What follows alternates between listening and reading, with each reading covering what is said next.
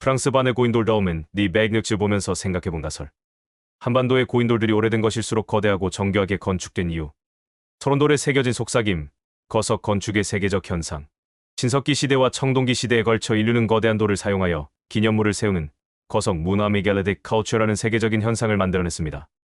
이 거석 문화는 특정 지역에 국한되지 않고 전 지구력으로 나타났지만 그 표현 방식은 각 지역의 문화와 사회 구조에 따라 매우 독특하고 다양하게 전개되었습니다. 이러한 인류 보편의 거석 건축 욕구는 시공간을 초월하여 오늘날까지도 강력한 고고학적, 문화적 화두를 던지고 있습니다. 본 연구는 이 거석 문화의 두 가지 극적인 표현을 심층적으로 분석하고 비교하고자 합니다. 하나는 프랑스 신석기 시대의 단독 기념물로서 압도적인 규모를 자랑하는 반의 고인돌 다음은 디 백력이며, 다른 하나는 한반도 청동기 시대의 광활한 장래 경관을 형성하는 고창, 화순, 강화 고인돌 유적입니다. 이 두 유적은 수천 년의 시간과 수만 킬로미터의 거리를 두고 있지만 선사시대 인류가 자신들의 세계관, 사회구조, 그리고 죽음에 대한 관념을 어떻게 거석에 투영했는지를 보여주는 귀중한 사례입니다. 제1부 반의 고인돌 앙주 지역 신석기, 공동체주의의 기념비. 1.1. 지리적 및 연대적 맥락 기원전 3000년경의 루아르 계곡. 반의 고인돌은 프랑스 루아르 계곡의 앙주안주 지역, 소미르 섬을 위치하며 이 일대는 선사시대 거석 문화활동의 중심지 중 하나였습니다. 고인돌의 축조 시기는 약 5000년 전인 신석기 시대로 대략 기원전 3000년경으로 추정됩니다. 건축에 사용된 거대한 제3기 사암판석들은 지역 지질의 산물로 약 200-400m 떨어진 언덕에서 채석되어 현장으로 운반된 것으로 보입니다. 이는 신석기 시대인들의 상당한 수준의 물류 및 공학 기술을 시사합니다. 특히 주목할 점은 반의 고인돌이 원시적인 초기 실험의 산물이 아니라는 사실입니다. 인근 브르타뉴 벨트니 지방의 카르나크 칸의 거석 열석군에 대한 최신 연구는 이 지역의 거석 기념물 축조 시작 시점을 기원전 4600년경까지 끌어올렸습니다. 이은 반의 고인돌이 축조되기 최소 1500년 전부터 이 지역에 정교한 거석 건축 전통이 존재했음을 의미합니다.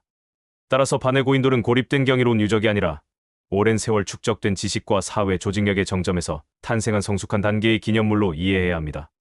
그 압도적인 규모와 규칙적인 구조는 이러한 깊은 문화적 뿌리 위에서 비로소 가능했던 것입니다. 1.2. 건축 해부와 갈레 쿠베르타리의 크오벨 유형화. 반의 고인돌은 앙주 유형은 기빈 타입 고인돌의 전형적인 예시로 분류되며 이는 알레 쿠베르타리의 크오벨트, 즉 쾌랑형 무덤 갤러리 그레이브의 지역적 변형입니다. 이 건축 양식은 본질적으로 지상에 지어진 긴 복도 형태의 묘실로 오랜 기간에 걸쳐 여러 사람을 연속적으로 매장하기 위한 집단 무덤입니다. 단일 매장을 위한 석관묘와 달리 반복적인 출입이 가능하도록 설계된 공동체의 영안실과 같은 기능을 했습니다. 이 기념물은 총 15개의 주요 판석과 쇠기돌로 구성되며 전체 무게는 500톤이 넘습니다. 구조는 다음과 같이 나뉩니다. 매장실 길이 18m가 넘는 온전한 형태의 매장실은 거대한 바닥 판석 1개, 남북 양쪽에 각각 4개의 직립 지지석 워터스텔, 그리고 4개의 거대한 덮개돌 캡스톤으로 이루어져 있습니다. 전실 입구에는 손상된 형태의 전실 안테체인벌 또는 주랑 포티크가 있습니다. 주어적 특징 묘실은 놀라울 정도로 규칙적인 직사각형 형태를 띠고 있으며 입구는 앙주 지역 고인돌의 공통적인 특징인 남동쪽을 향하고 있어 천문학적 또는 우주론적 의미를 가질 가능성이 제기됩니다. 내부 공간 묘실 중앙에는 하중을 받지 않는 돌이 하나 있는데 이는 다른 앙주 지역 고인돌에서도 발견되는 칸막이 벽의 흔적으로 추정됩니다. 이는 내부 공간이 의례적 또는 기능적으로 분할되었을 가능성을 시사합니다.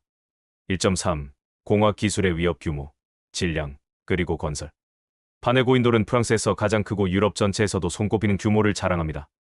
전체 길이는 23m를 초과하며 주 묘실의 길이는 18m 이상, 가장 넓은 부분의 폭은 5.4m에 달해 내부 부피가 202방미터에 이릅니다. 다수의 작은 무덤이 아닌 단 하나의 거대한 구조물을 건설했다는 사실은 당시 사회 조직의 특성을 암시합니다. 이은 공동체 전체의 노동력을 하나의 통일된 여러 세대에 걸친 프로젝트에 동원할 수 있었던 사회적 통합 능력을 보여줍니다. 건설 행위 자체는 무덤의 기능만큼이나 사회적으로 중요했으며 집단의 정체성, 공유된 우주관, 그리고 집단 기억을 강화하는 역할을 했을 것입니다. 즉, 이 기념물은 단순한 무덤을 넘어 그것을 건설한 사회의 통합성과 역량을 보여주는 증거입니다. 1.4. 기능과 유산 조상들을 위한 집. 반의 고인돌의 주된 기능은 오랜 기간에 걸쳐 수많은 내장을 수용한 집단 무덤이었습니다. 18세기에 이루어진 발굴에서 인골이 발견되지 않았지만 이는 후대의 헛간으로 사용되었던 역사를 고려할 때 놀라운 일이 아닙니다. 건축 양식 자체가 그 장례적 기능을 가장 강력하게 증명합니다. 이 기념물은 1853년에 프랑스의 역사 기념물 모뉴먼트 히스토리크로 지정되었으며 현재는 사유지 내에서 관광 명소로 운영되고 있습니다. 제2부 비교 분석. 이 장에서는 프랑스와 한국의 유적을 주요 기준에 따라 체계적으로 비교하여 물리적 특성에서부터 사회문화적 해석에 이르기까지 심층적으로 분석합니다. 3.1. 연대와 사회적 맥락 신석기 농민 대 청동기 족장. 가장 근본적인 차이는 두 유적이 속한 시대와 사회 구조에 있습니다. 반해 고인돌은 농경 기술을 숙달하고 공동체적 정체성이 중요했던 후기 신석기 사회의 산물입니다. 반면 한국의 고인돌은 사회 계층화, 지배 계급의 출현, 그리고 자원과 위신을 둘러싼 경쟁이 심화된 보다 복잡한 청동기 시대 사회의 결과물입니다. 이러한 변화는 단순한 시간의 흐름을 넘어 기술과 사회의 혁명적 전환을 반영합니다. 비록 무덤 자체에서 청동 유물이 드물게 발견되지만 청동기하는 새로운 기술의 등장은 더욱 복잡한 공예, 전문화와 자원 통제가 가능한 사회를 의미합니다.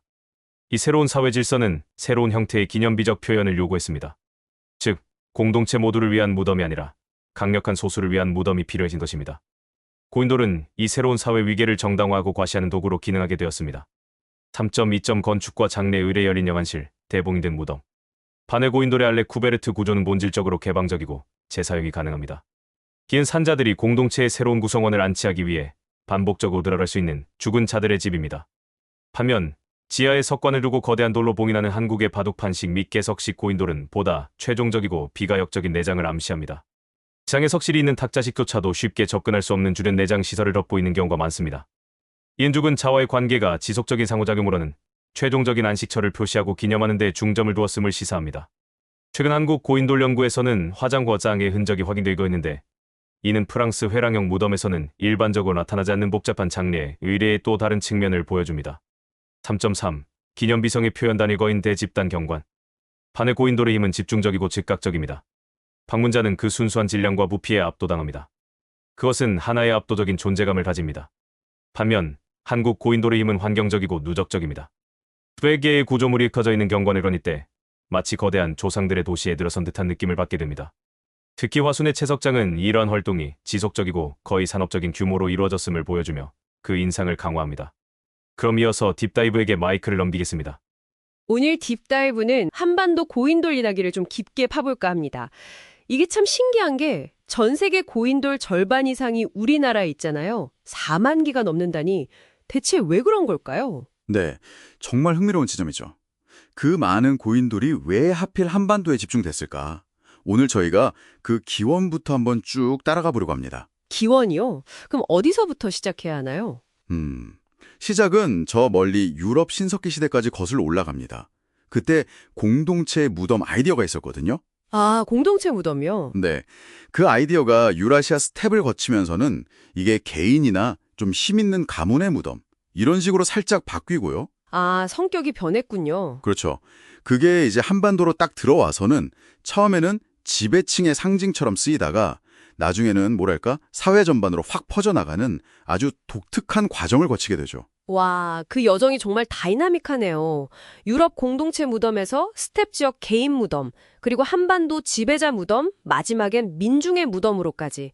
그럼 유럽부터 좀 더 자세히 들어볼까요? 뉴그레인즈 같은 곳 말이죠. 좋습니다. 유럽 거성문화 하면 보통 기원전 4000년기 신석기 시대를 보는데요. 예를 드신 아일랜드 뉴그레인지. 이게 기원전 3200년쯤 만들어진 건데 중요한 건 이게 특정 개인 무덤이 아니라는 거예요. 아, 개인이 아니라? 네, 공동체 조상들을 다 같이 모시는 그런 집단 무덤이었어요. 그 당시 사회가 비교적 좀 평등했다? 뭐 이런 걸 보여주는 거죠. 모두를 위한 무덤이라 흥미로운데요. 근데 이게 스텝 지역으로 가면서 확 바뀐다면서요. 자료에 얌나야 문화 쿠르간 얘기가 나오던데. 네, 맞아요. 쿠르간, 이게 중요합니다. 기원전 3300년경 흑해 북쪽 스텝 지역 얌나야 문화 사람들이 만든 무덤인데요. 봉분이 있는 형태죠. 근데 이건 이제 개인 혹은 좀 힘 있는 가문을 위한 무덤이었어요. 아, 여기서부터 개인 무덤으로 왜 그렇게 바뀐 걸까요? 그게 이제 사회 변화랑 관련이 깊다고 봐요. 이 지역은 이미 사회 계층화가 꽤 진행됐거든요. 그러다 보니까 거석을 이용한 무덤이 점차 개인의 힘이나 지위를 과시하는 수단으로 쓰이기 시작한 거죠. 이 변형된 아이디어가 아파나시에보 문화 같은 걸 통해서 동쪽으로 쭉 전파된 걸로 보고요. 사회 구조가 바뀌니까 무덤 형태도 따라 바뀌는 거군요. 그럼 이 아이디어가 한반도에는 청동기 시대에 들어왔고 이때는 또 어떻게 받아들여졌나요? 지배층 상징으로 쓰였다고요? 네, 그렇습니다. 한반도 청동기 시대는 아시다시피 본격적으로 계급이 나뉘고 좀 강력한 지배자들이 등장하는 시기잖아요. 네, 그렇죠. 이 새로운 지배층들이 자신들의 권력을 보여줄 뭔가 상징적인 게 필요했던 거예요. 그때 딱 이 고인돌, 거석 구조물을 무덤으로 채택한 거죠. 아하하. 예를 들어 강화 부근리 고인돌 같은 탁자식 고인돌 한번 생각해 보세요. 그 어마어마하게 큰 덮개돌을 받침돌 몇 개로 딱 받쳐놨잖아요. 네, 정말 크죠. 그런 걸 만들려면 와 정말 엄청난 노동력이 필요했을 겁니다. 그 자체가 그냥 내가 이 정도 힘이 있다. 이걸 보여주는 장치였던 거죠. 크기 자체가 권력의 증표였군요. 그러면 같이 발견되는 유물들, 뭐 비파형 분검이나 붉은 간토기, 옥 장신구 이런 것들도 중요하겠네요. 당연하죠. 그런 위세품들은 무덤 주인이 그냥 보통 사람이 아니라는 걸 확실히 보여주니까요. 특히 그 비파형 동검 나오는 지역이랑 탁자식 고인돌 분포 지역이 상당히 겹치거든요. 당시 지배층들 간의 어떤 네트워크 같은 걸 보여주는 단서이기도 하고요. 아, 그래서 처음에는 고인돌이 소수 지배층의 전유물처럼 시작되었다? 네, 맞습니다. 한반도에서는 그렇게 불평등 사회의 시작과 함께 등장했다고 볼 수 있죠. 근데요, 여기서 또 약간 반전이 있잖아요. 한반도의 고인돌이 4만 기가 넘는다. 이건 아무리 생각해도 지배층 숫자만으로는 설명이 안 될 것 같은데요. 바로 그겁니다. 그게 한반도 고인돌 이야기의 정말 재미있는 부분이죠. 시간이 지나면서 이 고인돌 만드는 전통이 지배층을 넘어서서 사회 전반으로 확 퍼져나간 거예요. 고인돌의 대중화군요. 그렇죠. 고인돌의 대중화. 그래서 보면 그 거대한 탁자식 고인돌 말고요. 성인 한두 명, 아니면 심지어 어린아이를 묻었을 법한 작은 고인돌들이 훨씬 더 많이 발견돼요. 아, 크기가 작아졌군요. 네. 그리고 아마 시신을 바로 묻기보다는 뭐 뼈만 추려서 다시 묻는 방식, 2차장이라고 하죠. 그런 것도 많이 활용될 가능성이 크고요. 크기만 달라진 게 아니라 형태도 다양해졌다면서요. 탁자식 말고 바독판식, 개석식. 맞아요. 만들기가 상대적으로 좀 쉬운 형태들이 등장하는 거죠. 덮개돌 아래에 짧은 받침돌 여러 개 둔 바둑판식, 아니면 아예 받침돌 없이 그냥 덮개돌만 있는 개석식 같은 것들이 전국적으로 퍼져나가요. 개석식이 제일 많다고 하던데요. 네, 압도적으로 많습니다. 이 개석식이야말로 고인돌이 이제 일반 민중에게까지 널리 퍼지면서 나타난 아주 실용적인 변화라고 볼 수 있겠죠. 그래서 화순이나 고창 같은 데 가면 수백 기씩 막 모여 있는 거군요. 꼭 시족이나 마을 공동묘지처럼요. 그렇죠. 그런 모습이죠. 그리고 결정적으로 발굴된 고인돌의 95% 이상에서는요. 아까 말한 그런 비파형 동검 같은 위세품이 거의 안 나와요. 95%나요? 와, 그럼 정말 대부분은 그냥 평범한 사람들의 무덤이었을 수도 있겠네요. 네. 우리가 고인돌 하면 의례막 지배자 무덤만 생각하기 쉬운데 실제로는 훨씬 더 보편적인 장례 문화였던 셈이죠. 정말 흥미롭네요. 유럽의 그 집단묘 이념이 스텝 지역에서 개인묘로 바뀌고 한반도 와서는 처음엔 엘리트 상징이었다가 결국엔 형태랑 규모를 막 바꾸면서 사회 다수가 공유하는 문화로 자리 잡았다. 세계적으로도 참 독특한 사례 같아요. 네, 정말 그렇습니다. 그래서 한반도 고인돌은 그냥 무덤 그 이상이에요. 청동기 시대 사회가 얼마나 역동적으로 변했는지, 불평등이 시작되는 모습과 또 문화가 어떻게 받아들여지고 변형돼서 대중에게 뿌리내리는지 그 모든 과정을 생생하게 보여주는 타임캡슐 같은 거죠. 타임캡슐이라 멋진 표현인데요. 거대한 것부터 작고 소박한 것까지 고인돌 하나하나가 다 그 시대 사람들의 이야기자 역사 기록이네요.